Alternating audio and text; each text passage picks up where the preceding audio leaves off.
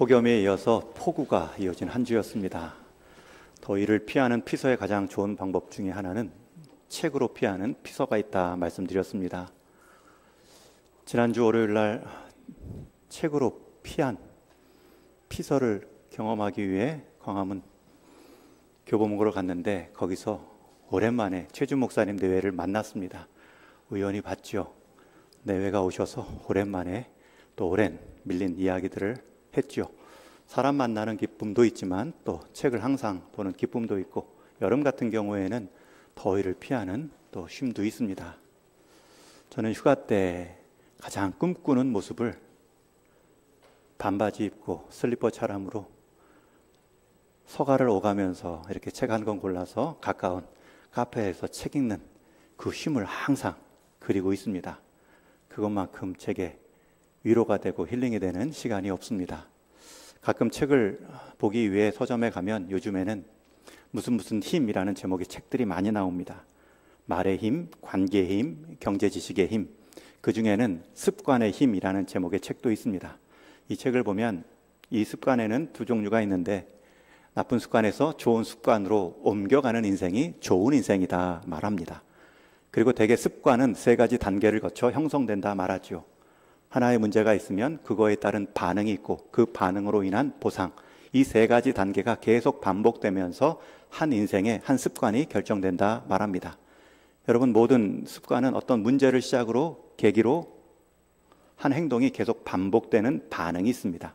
그 반응을 통해 얻는 결과, 보상이 있기 때문에 그것이 습관으로 굳어진다고 하죠. 이때 세 단계 중에 처음 문제와 마지막 보상은 우리가 바꿀 수 있는 것이 아니지만 우리 중간에 반응이 우리의 습관으로 결정할 수 있다 말합니다. 그리고 저자는 스스로 경험을 한 가지 예로 들었는데 오후 3시만 되면 배고플 때 항상 커피나 음료, 초코칩, 쿠키를 먹었던 반응에서 문제가 당분이 땡기는 배고픔이라면 그거에 대한 반응은 간식을 먹는 거예요. 그러면 긴장이 이완되고 또 동료들과 수다하면서 다시 새 힘을 얻는다, 보상을 말합니다. 그런데 그 과정, 그 반응에 있어서 음료나 초코칩 살찌는 거 말고 견과류와 따뜻한 차로 바꾸었더니 더 좋은 보상이 나왔다. 중간에 좋은 습관이 좋은 보상으로 이어졌다 말을 합니다. 요즘같이 무더운 날 사람들 감정, 표현들이 하나하나 날카로워지기 쉽습니다. 똑같은 말인데도 짜증스럽게 하기 쉬울 때이고요. 똑같은 말을 듣는데도 짜증스럽게 들리기 쉬운 여름입니다.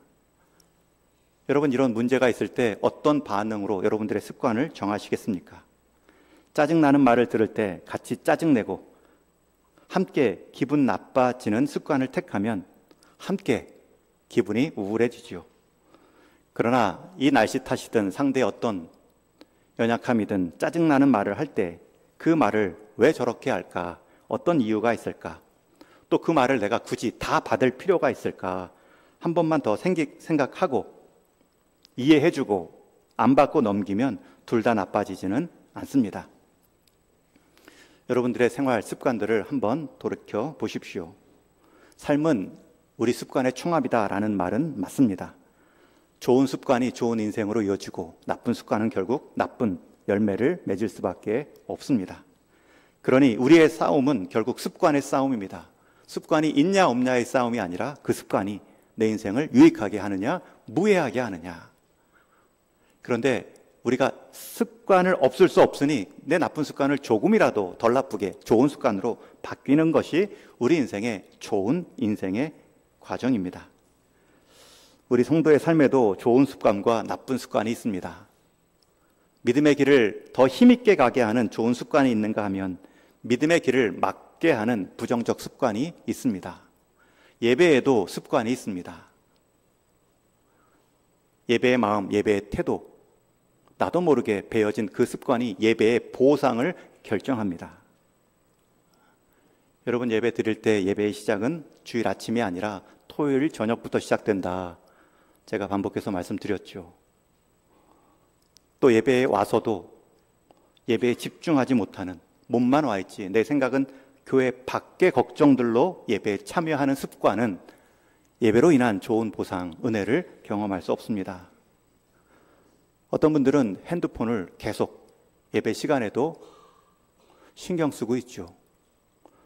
여러분, 하나님께서 우리에게 핸드폰을 선물해 주셨는데 하나님을 만나는 그 예배 시간, 그 핸드폰을 잠시 꺼놨다고 해서 1시간 동안 이상한 일이 일어날까요? 다급한 일이 일어날까요?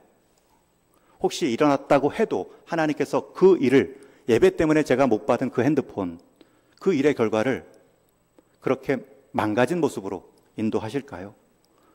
여러분, 그것도 우리의 믿음의 표현입니다. 이 시간은 하나님께 집중합니다. 좋은 것을 주신 하나님께서 그것을 좋게 쓰시면 좋은 결과로 이어질 줄로 믿습니다. 그런 표현으로 핸드폰을 끄시는 거고, 그리고 우리에게 주어진 성경 찬송을 하나하나 더 집중하기 위해, 여러분, 지난번에 PPT가 한번 멈춘 적이 있는데 성경 찬송을 PPT만 의지했더니 멈추는 순간 우리 예배도 멈출 수 있는 위험이 있습니다. 이건 보조지요. 온라인 예배가 부차적인 것처럼 PPT를 보시되 어르신들, 좀 행동이 더딜 수 있는 분들을 위한, 새가족들을 위한 배려이지, 여러분들은 성경 찾는 훈련, 찬송가를 펴고 그 말씀 앞에 집중하는 훈련, 한 가사 한 가사 힘껏 노래 부르는 훈련, 그 습관을 통하여서 하나님은 우리에게 좋은 은혜의 보상을 주십니다. 예배에 앉으실 때에도 앞쪽에 먼저 오신 분이, 여러분 어르신들, 신앙의 결론이 깊으신 분들이 왜 앞자리에 앉으십니까? 그 자리가 은혜의 자리인 줄 아는 거예요. 왜 사이드로 가로만 앉으시려 합니까? 여러분, 사실 그 자리가 제 눈에 더 잘 보입니다. 1초 시간도 여러분들 다 제 눈에 한 컷 한 컷 다 들어옵니다. 정말 좋은 자리는 이 앞자리입니다. 2, 3, 4 중에 5번째 칸까지 앉으신, 흔히 공연장으로 말하면 VIP석. 앞쪽 화면과 제 얼굴이 잘 보일 뿐만 아니라 오히려 제 시선에서는 멀리 잘 안 보일 수 있는 자리. 여러분, 예배의 습관이 예배의 보상을 결정하기 때문입니다. 여러분들의 마음, 여러분들의 중심의 습관, 뭔가는 있습니다. 다 예배 습관들이 있습니다. 점검하셔야 됩니다. 그 습관은 고치지 않고 예배에 대한 평가, 내 말씀을 듣는 태도는 보지 않고 말씀에 대한 평가, 성도들과 함께 예배 드리는 나의 태도는 생각하지 않고 성도들의 예배 태도만을 바라보는 나의 평가, 결국 좋은 습관이 좋은 인생을 맞이하는 것처럼 좋은 예배의 습관이 좋은 예배의 결과도 가져옵니다.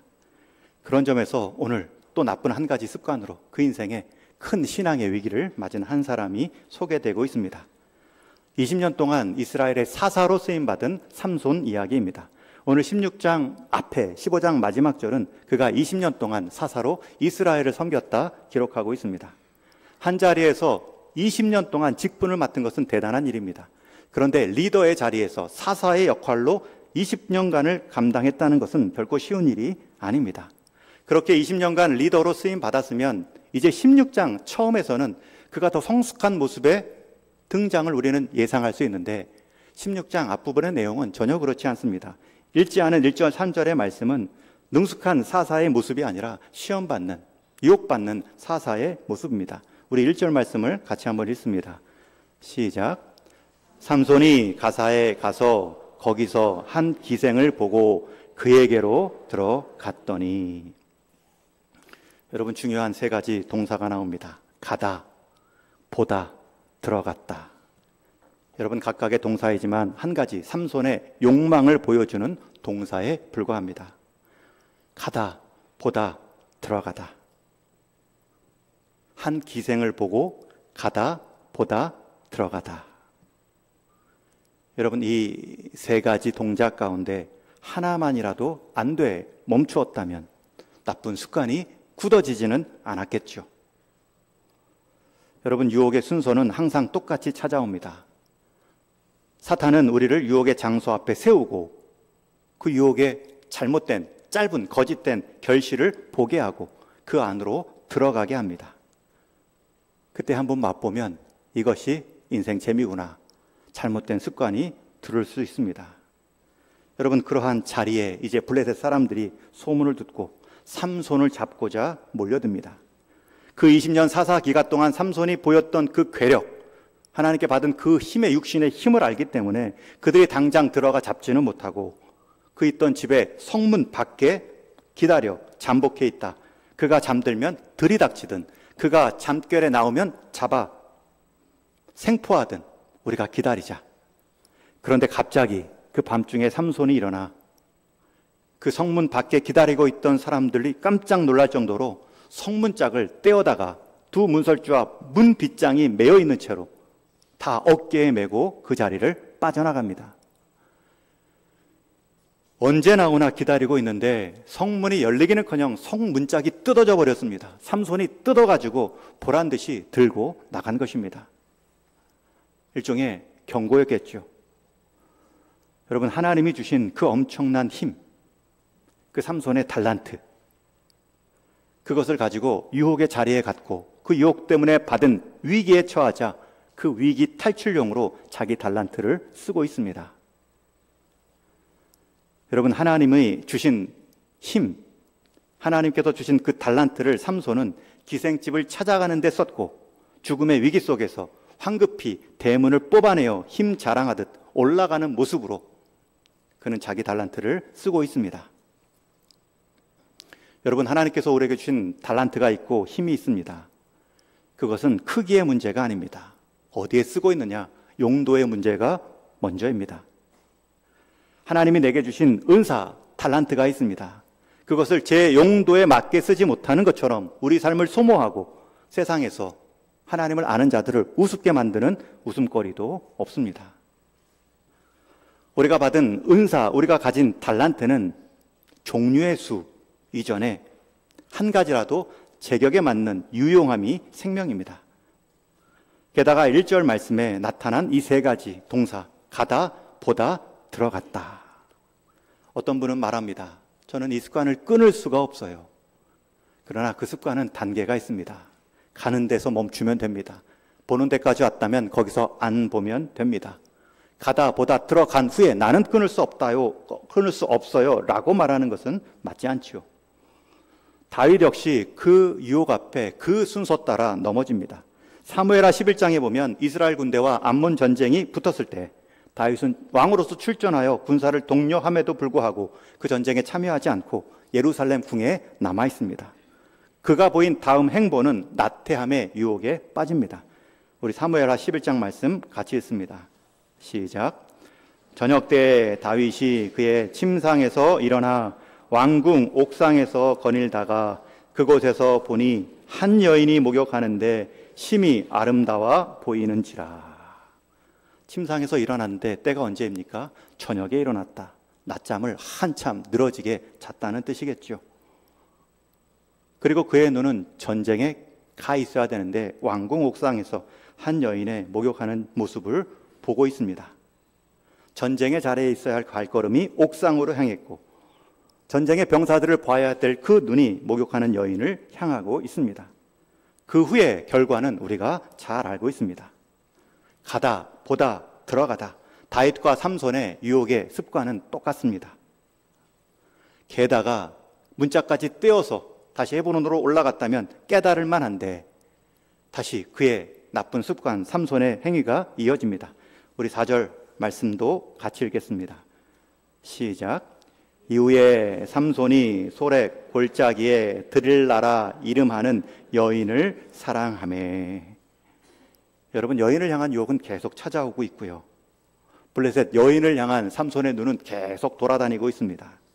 그의 발걸음만큼 그의 눈은 여인을 찾고자 돌아다니고 있습니다.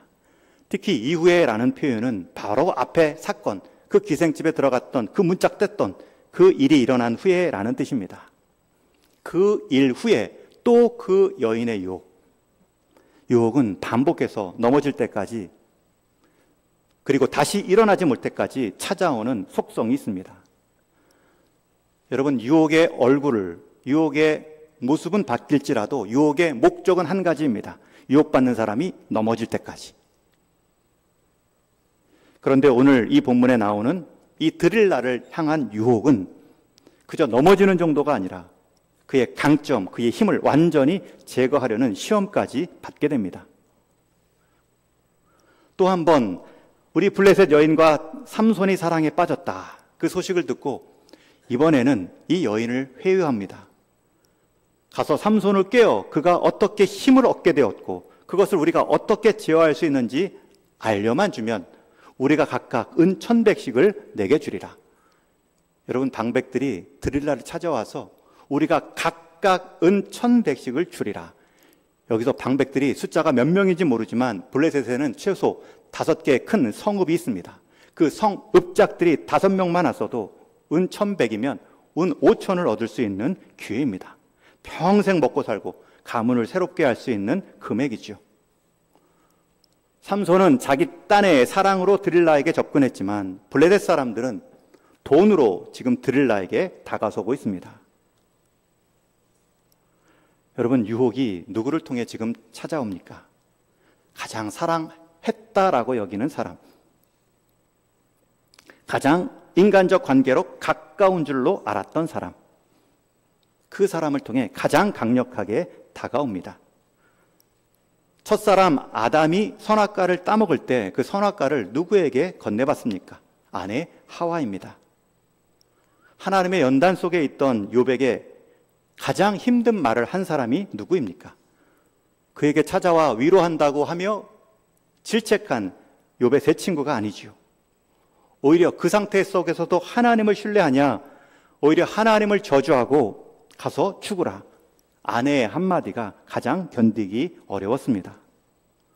하나님의 약속을 붙잡고 후손을 위해 기다리고 있던 아브라함에게 누가 우리 몸으로는 이 나이에 불가능합니다. 나 대신 내 여종을 통해 자녀를 얻으세요 라고 말한 사람이 누구입니까? 아브라함의 아내 사라입니다.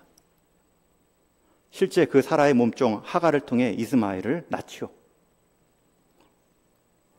세상은 남자가 다스리는 것 같지만 그 남자를 다스리는 사람은 여자다라는 말이 일리 있어 보입니다. 우리를 넘어지게 하는 가장 큰 유혹, 하나님을 떠나게 할 수도 있는 가장 큰 시험은 멀리서 나를 힘들게 했던 사람이 아니라, 모르는 사람도 아니라 가장 가까이서 가장 나를 위했던 그 사람을 통해 이루어질 수도 있습니다. 여러분, 사도행전에서 아나니아와 삽비라가 함께 부부가 하나님께 드린 것을 거짓으로 보고하죠. 헌신하지 않았는데 헌신한 것처럼, 다 드린 것 같은데 다 드리지 않은 것처럼.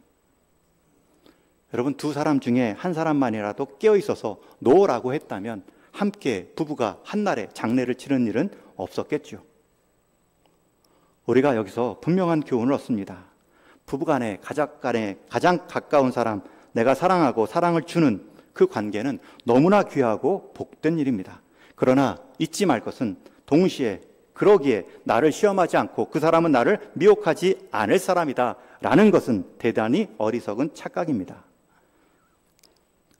드릴라는 자신을 사랑했던 삼손을 블레셋 사람이 제시한 은 1,100개와 금세 맞바꿔 버립니다.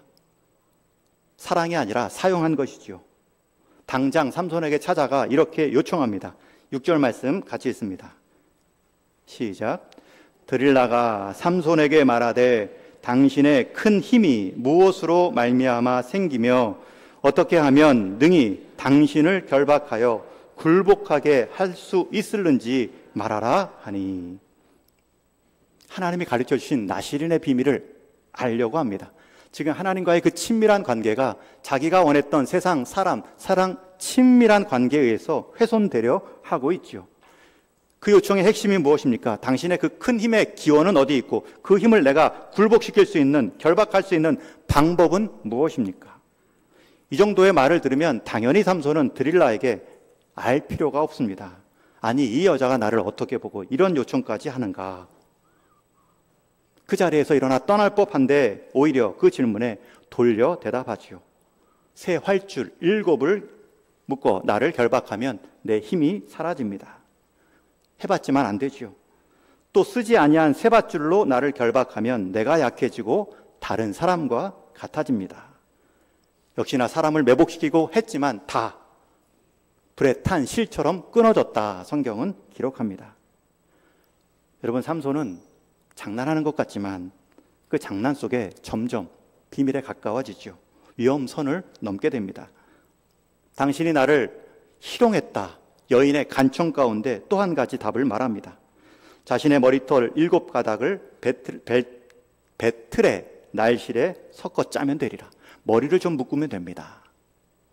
여러분 성경에 보면 마디라는 표현이 나오죠. 14절에 드릴라가 바디로 그 머리털을 단단히 짜고, 바디는 핀, 바늘을 말합니다.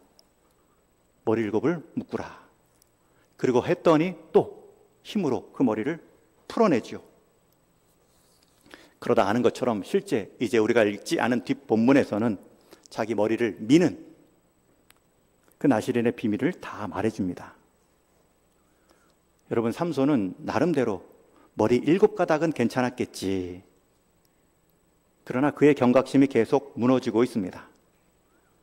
머리 같은 실, 끈 얘기하다가 결국 머리털까지 얘기하다가 후에는 머리털을 미는 것까지 다 말해주고 맙니다. 삼손은 스스로 나쁜 습관을 제어할 수 있다. 내가 여기까지는 넘지 않는다. 이 정도까지는 즐기고 끊을 수 있다. 라고 여겼겠지만 여러분 죄의 유혹과 습관은 우리가 계산할 문제가 아닙니다. 내가 계산하고 조심스럽게 이길 수 있다. 여길 수 있는 유혹들이 아닙니다. 계산하고 있는 순간 나는 지고 있는 것입니다. 모든 중독의 과정이 그렇습니다. 내가 여기까지만 즐기고 끊을 수 있을 것 같다. 내가 여기까지만 도박하고 끊을 수 있을 것 같다. 인터넷 게임 중독하고 빠질 수 있을 것 같다. 조절할 수 있지만 우리 뇌는 그것을 허용하지 않습니다. 자꾸 그것을 기억하게 하고 그 상황을 계속해서 즐기게 하고 유지하도록 요구합니다. 어떻게 내가 너를 결박할 수 있느냐? 내 그 힘을 내가 어떻게 뺏을 수 있느냐? 우리는 뺏기는 척하면서 더 세상 것과 즐길 수 있는 것 같지만 점점 우리는 그 유혹과 논리 가운데 빠져 들어갑니다. 유혹과 죄된 습관은 계산하는 것이 아닙니다. 거룩한 습관으로 바꾸어 막아야 됩니다. 삼손은 거룩한 정체성에 합당한 거룩한 습관을 준비하지 못했습니다.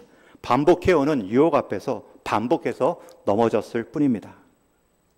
반복해서 넘어졌기 때문에 자기가 스스로 지켜내야 될 나실인의 정체성도, 그것을 허무는 유혹의 치명성도 다 잊고 말았습니다. 가다, 보다, 들어가다. 여러분 지금 어느 자리에 서 계신지요? 우리는 똑같은 행위와 유혹 앞에 정반대로 행한 한 청년도 알고 있습니다.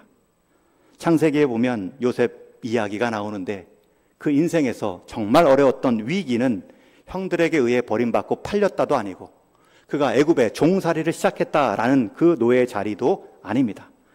오히려 애굽의 인생에서 가장 위기는 가장 인생 절정기에 이르고 그 팔려간 집에서 총무가 되어 주인이 먹는 음식 외에는 아무도 간섭하지 않는 절대 위탁의 권력을 가졌음에도 그가 인생의 평안함 속에 찾아온 그 유혹의 시간이 그 인생의 가장 어려운 때입니다. 여러분 형들이 팔고 애굽의 노예가 된 것은 자기 의지와는 상관이 없습니다. 그런데 그 집에서 하나님께서 보호하시고 복을 주셨는데 그 집에서 자기 의지대로 선택할 일을 만납니다. 그 집 주인의 아내가 청년 요셉을 유혹하죠. 우리 창세기 39장 말씀을 같이 읽습니다. 시작. 여인이 날마다 요셉에게 청하였으나 요셉이 듣지 아니하여 동침하지 아니할 뿐더러 함께 있지도 아니하니라. 여러분 여기서 끝나는 것이 아닙니다. 보디발의 아내의 유혹은 한 번으로 끝나지도 않았고 그에 대한 반응, 경건의 습관을 보인 요셉의 행동도 한 번 끝나고 멈춘 것이 아닙니다. 창세기 39장 12절에는 그 여인이 그의 옷을 잡고 이르되 나와 동침하자. 그러나 요셉이 자기의 옷을 그 여인의 손에 버려두고 밖으로 나가매. 처음 주인의 아내는 요셉에게 청했습니다. 동침하자 요청합니다. 그것에 대해서 함께 있지도 않는 요셉의 행위를 볼 수 있죠. 다윗과 삼손은 가다, 보다, 들어가다인데 여러분 갔는데 요셉의 여주인 그 여인이 요청합니다. 동침하자. 그 자리에서 고개를 돌립니다. 들어가지 않았습니다. 그러자 더 강한 유혹이 있죠. 여인이 그의 옷을 잡고 이르되 동침하자. 강압적인 유혹입니다. 여러분, 강압적인 유혹이 있을 때 강압적인 습관으로 일어서지요. 자기의 옷은 빼앗길지언정 그 몸은 밖으로 나가매. 똑같이 삼손처럼, 다윗처럼 동일한 유혹 앞에 요셉은 가다가 아닌 멈추다, 보다가 아닌 보지 않다, 들어가다가 아닌 떠나버리다로 거룩한 습관으로 대응하고 있습니다. 여러분, 요셉이 대단한 사람이 아니라 요셉은 거룩한 습관을 세워놓은 사람일 뿐입니다. 요셉은 유혹 앞에서 싸워 이기는 것이 아니라 피해 이기는 것임을 알 수 있습니다. 피하는 것이 때로는 정면 돌파보다 더 강력한 대항책이구나.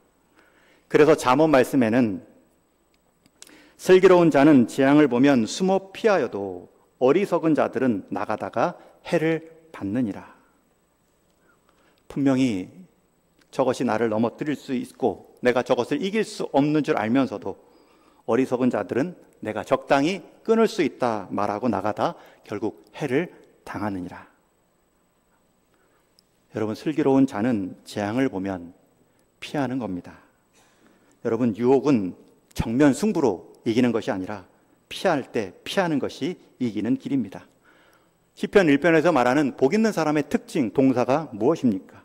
악인들의 꾀를 따르지 않고 악인들의 꾀를 피하는 것입니다. 죄인들의 길에 서지 않고 죄인들의 길이다 여겨지면 피하는 것입니다. 오만한 자들의 자리에 앉지 않고 오만함 가운데 내 몸을 두지 않는 피함입니다. 지난주 안타까운 뉴스를 하나 들었습니다. 한 학교의 기간제 교사와 학부모가 돈을 주고받음으로 교무실에 들어가 시험지를 훔치고 자기 자녀에게 보여준 일입니다. 그 문제지를 보았으니 당연히 좋은 성적으로 나왔고 전교 1등도 차지했습니다. 그러나 그것이 저녁에 발각되었습니다. CCTV에 잡혔습니다. 같은 과목을 문제지 없이 봤더니 과락 점수가 나왔죠. 결국은 그 학생 모든 시험이 0점 처리되고 퇴학 처분되었습니다. 왜 그 부모님에게, 그 기간제 선생님에게, 아니 부모님은 그렇게 할지라도 학생이 가다, 보다, 들어가다 그 단계에서 멈췄다면, 중간고사에서 한번 그렇게 했다면, 기말고사에서 한번 멈췄다면 0점 처리와 퇴학 처분은 없었겠지요. 0점 처리되고 믿음에서 퇴학 처분 당하기 전에 돌이킴이 지혜입니다. 들켜야 끝나는 일이 아닙니다. 하나님의 은혜는 아직도 우리를 기다리고 있습니다. 그분의 은혜는 아직도 멈춤이 없습니다. 아직도 늦지 않았습니다. 여러분들을 붙들고 있는, 회복을 가로막고 있는 부정의 습관들에서 돌이키시는 겁니다. 또 한 목사님의 학생 한 명을 기억하며 들은 안타까운 이야기도 있습니다. 신앙생활을 잘했던 고3 학생, 수능 시험을 마치고 남은 시간 결국 친구들과 어울려 딱 한 번 시작했던 술집에서의 아르바이트. 이번이 마지막이다. 그 학생에게 처음이다, 마지막이다 했지만 한 번이 또 한 번으로 이어졌고 결국은 학교와 멀어졌고 유흥업계로 갔다라는 소문과 함께 어디에 있는지도 모르는 안타까운 소식을 들었습니다. 우리는 딱 한 번이라고 시작하지만 사탄은 그 한 번을 한 번으로 끝나게 두지 않습니다. 한 인디언 부족이 자기 손자에게 인생 지혜를 가르칠 때 늑대 이야기를 들려줍니다. 야, 모든 사람 안에는 두 마리 늑대가 살고 있어. 한 마리 늑대는 분노와 질투와 교만으로 가득 차 있고 다른 한 마리 늑대는 사랑과 친절과 겸손과 절제로 가득 차 있어. 그런데 이 두 마리 늑대가 항상 우리 안에서 싸워 이긴 그 기질이 우리 가운데 나타나게 돼 있지. 이야기를 들은 손자가 묻습니다. 할아버지, 그러면 내 안에도, 지금 내 마음에도 두 마리 늑대가 있겠네요? 싸우고 있겠네요? 그럼 지금 누가, 어느 늑대가 이기고 있는지요? 할아버지는 기다렸다는 듯이 대답합니다. 그거야 내가 지금 먹이를 많이 주고 내가 지금 가까이 하고 있는 늑대가 이기지. 여러분, 여기서 말하는 늑대는 습관을 말합니다. 내가 자주 생각하고 내가 자주 행동하며 나도 모를 정도로 내 몸에 배인 그 늑대가 늘 이기게 되어 있습니다. 그러니 그 늑대가 결국 내가 키운 것 같은데 그 늑대가 내 인생을 결정하죠. 역사를 통해 봐도 성공한 사람들은 항상 성공한 습관이 있고 실패한 사람들은 실패한 습관이 있습니다. 지난주에 우연히 동영상 하나를 봤는데 새로운 대통령 된 분이 5급 공무원들에게 강의한 내용입니다. 그 중에 한 가지 표현이 와닿았습니다. 여러분들의 공무원, 그것도 중급 관리자 5급 생활에 있어서 여러분들이 맞이할, 경험하게 될 가장 큰 적은 돈입니다. 돈은 마귀입니다. 마귀처럼 오는 것이 아니라 돈은 가장 가까운 사람들에게 천사처럼 변장해서 찾아올 것입니다. 그리고 결국 그 돈이 여러분들을 코를 꿰 것입니다. 끌려다니게 할 것입니다. 그리고 자신이 있었던 경험들, CCTV를 설치하고 여러 가지 노력했던 일들을 나누는 것을 들었습니다. 여러분, 제도부터 방법부터 좋은 습관들로 이루어가는 것이 지혜이죠. 오면 결정하겠습니다. 오면 이겨보겠습니다가 아니라 그러지 않도록 그런 제도를 만들어가는 것. 그러니 교회 안에서도 여러 가지 CCTV를 설치했죠. 우리 재정부에 있는데 오해하지 마십시오. 여러분들을 감시하기 위함이 아닙니다. 항상 재정부 보고할 때 영수증을 첨가하십시오 라는 것도 오해하지 마십시오. 저를 못 믿어서 합니까가 아닙니다. 그냥 기본입니다. 항상 재정을 맡을 때에는 복수로 하는 것이 맞습니다. 재정 지출과 수납, 관리 기록. 저도 신방비를 청구할 때 꼭 간사님을 통해서 하고요. 서무비를 요청할 때도 간사님께 영수증을 다 남기려 애쓰고 있습니다. 역사를 통해 봐도 성공한 사람과 실패한 사람의 관계는 좋은 습관, 제도가 결정할 때가 많이 있습니다. 성경에는 예레미야 선지자가 경고한 말씀이 습관과 연결되어 있습니다. 이스라엘 백성들을 향해 이렇게 경고하고 탓한 내용이 있는데 우리 예레미야서 22장을 같이 읽습니다. 시작. 내가 어려서부터 내 목소리를 청종하지 아니함이 내 습관이라. 여러분, 한 번쯤은 예배 때 졸 수도 있지. 하나님 말씀 소홀히 여길 수도 있지. 공중 대표기도 할 때 그냥 잠자는 시간이라 여길 수도 있지. 찬송할 때 립싱크 하듯 다른 사람 찬양에 묻어갈 수도 있지. 그럴 수도 있습니다. 정 피곤할 때. 그러나 경고하는 내용을 잘 들으셔야 됩니다. 내가 어려서부터 내 목소리를 청종하지 아니함이 내 습관이라. 오늘 한 번의 행동은 내가 결정할 수 있지만 그것이 습관이 되는 것은 내가 결정하지 못합니다. 히브리서 10장에서 히브리서 기자는 당시 초대교회를 향해 이렇게 경고합니다. 모이기를 패하는 어떤 사람들의 습관과 같이 하지 말고 오직 권하여 그날이 가까움을 볼수록 더욱 그리하자. 정말 하고 싶은 사람은 그 일을 향해 하고 싶은 마음이 있는 사람들은 방법을 찾지만 하고 싶지 않은 사람들은 그 일에 핑계를 찾는다라는 말이 있습니다. 정말 모이고 싶어 하는 사람들은 방법을 찾지만 모이기 싫어하는 사람들은 핑계를 찾습니다. 모이기를 패하는 어떤 사람들의 습관과 같이 하지 말고 일이 있어, 사정이 있어 한번 못 모일 수도 있죠. 이해합니다.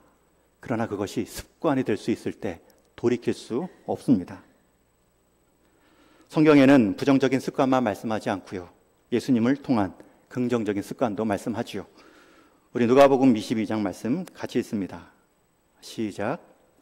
예수께서 나가사 습관을 따라 감람산에 가심에 제자들도 따라갔더니. 여러분, 이 말씀이 제게 얼마나 위로가 됐는지. 예수님도 습관 따라 기도하셨구나. 예수님도 늘 기도의 자리 좋아서 성령 충만함으로 콧노래 부르며 가신 것이 아닙니다. 제가 목회자이지만 새벽 기도 나올 때마다 늘 콧노래 부르고 기다렸다는 듯이 막 달려나오지 않습니다. 피곤할 때는 못 나올 때도 있고 그래도 힘내서 나와야겠다. 그 이유는 한 가지, 습관 따라 기도하신 예수님이 모범이 되었기 때문입니다. 예수님도 사람의 인성, 육신을 가지고 계십니다. 심지어 뱃 고물에서 너무나 피곤해서 풍랑 속에서도 주무신 분이 예수님이십니다. 그럼에도 감람산에 올라가 기도하는 그 습관만은 지키려 애썼죠. 우리가 습관을 만든 것 같지만 그 습관이 우리를 만들어 가는 것입니다. 이제 말씀을 정리합니다. 삼손에게 여인으로부터 오는 반복된 유혹이 있습니다. 우리의 신앙의 정체성에서 멀어지게 하는 그 유혹의 방법도 동일합니다. 넘어질 때까지 쫓아오는 유혹이 있습니다. 결국 넘어져야 끝나는 유혹이 있는데 그런 모습으로 끝낼 수가 없지요. 반복해서 오는 그 유혹 앞에서 우리가 한 번 유혹 이겼다 방심할 수 없고요. 또 반복해서 찾아오는 시험이기 때문에 한 번 이겼다 자신해서도 안 됩니다.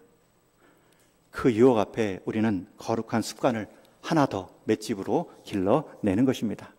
집요하게 쫓아오는 유혹을 거룩한 습관으로 한 번 더 대응해 가는 것입니다.